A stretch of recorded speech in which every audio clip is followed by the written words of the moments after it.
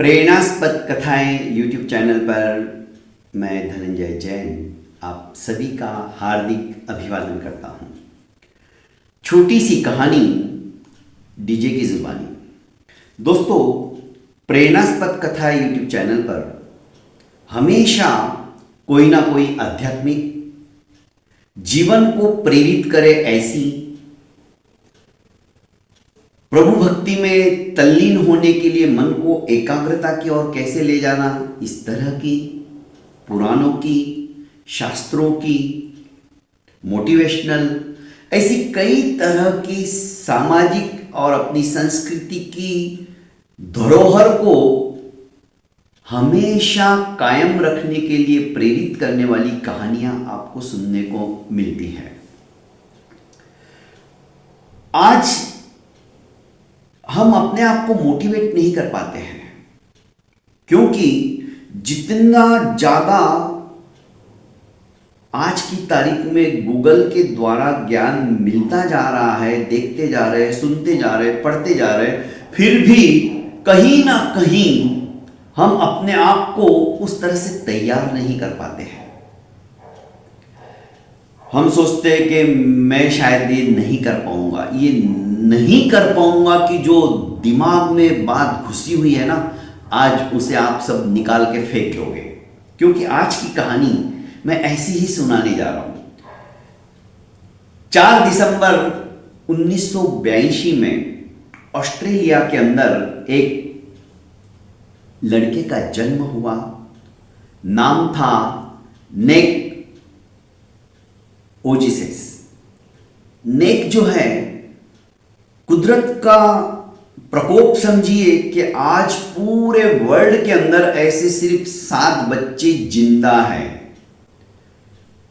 और ये बच्चे ऐसे हैं जिनका सिर्फ सर और धड़ है, ना तो पैर है और ना ही हाथ है।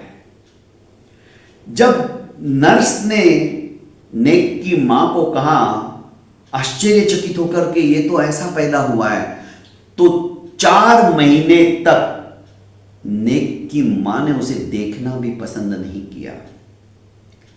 पर मां की ममता होती है ना दोस्तों, मां होती है। चाहे वो मां कैसी भी हो, गरीब से गरीब क्यों ना हो, उसके मन में धीरे धीरे अपने बच्चे के प्रति आत्मीयता और सच्चा प्यार जागृत हो ही जाता है। पशु पक्षी के अंदर भी यही बात है। पक्षी हो या कुछ हो, इंसान हो, ममत्व की भावना अपने बच्चों के प्रति मां के अलावा किसी में नहीं हो सकती है। तो दोस्तों, इस मां ने भी 4 महीने के बाद इसे अपना लिया और दिलो जान से इसे प्यार करने लगी। नेक को जब वो 5 साल का हुआ तो उसको स्विमिंग करना सिखा दिया। आकाश के अंदर किस तरह से स्काई डाइविंग करते हैं वो सिखा दिया। स्कूल में जब जाने लगा था तो बच्चे उसका उपहास करते थे। स्क्रीन के ऊपर आपको उनकी मैं फोटो भी बता रहा हूं, आप सभी ने देखा होगा। आज 34 साल के करीब हो चुके हैं नेक, पर मोटिवेशनल स्पीकर के रूप में संसार के अंदर नंबर 1 के वे स्पीकर हैं। 50 कंट्रियों के अंदर जाकर उन्होंने कईयों की जिंदगी संवार दी है। इरादे मजबूत होते हैं ना दोस्तों, तो कोई भी कमी आपका रास्ता रोक नहीं सकती। ऑस्ट्रेलिया के अंदर 1990 में उन्होंने ऑस्ट्रेलिया युवा नागरिक के रूप में उनको सम्मानित किया, उस पुरस्कार से उनको पुरस्कृत किया, नवाजा। आज जो बच्चे उनका उपहास करते थे, वे ही उनका ऑटोग्राफ लेने के लिए लालायित रहते हैं। अब आप सोचोगे कि ऑटोग्राफ कैसे क्या देंगे, उनके तो हाथ ही नहीं है, पैर ही नहीं है। वे अपने मुंह में कलम पकड़कर लिखते हैं। ब्रिलियंट। ऐसे डिवाइस तैयार किए गए ताकि वो हाथ और पैर से कलम और ये भी उठा सकते हैं। उस छोटे से पैर की उंगली है खाली, पैर है ही नहीं, धड़ के नीचे एक छोटा सा ऐसा पैर का अंगूठे का जैसा निशान, उससे वे फुटबॉल को उड़ाते हैं, उसी से वो चलने की कोशिश करते हैं, अपने धड़ से चलते हैं। यह आश्चर्य नहीं तो क्या है दोस्तों। जब वे स्कूल में जा रहे थे तो एक चौकीदार, हमेशा उस चौकीदार से वे बातें करते थे। चौकीदार को उनकी बातें बड़ी अच्छी लगती थी।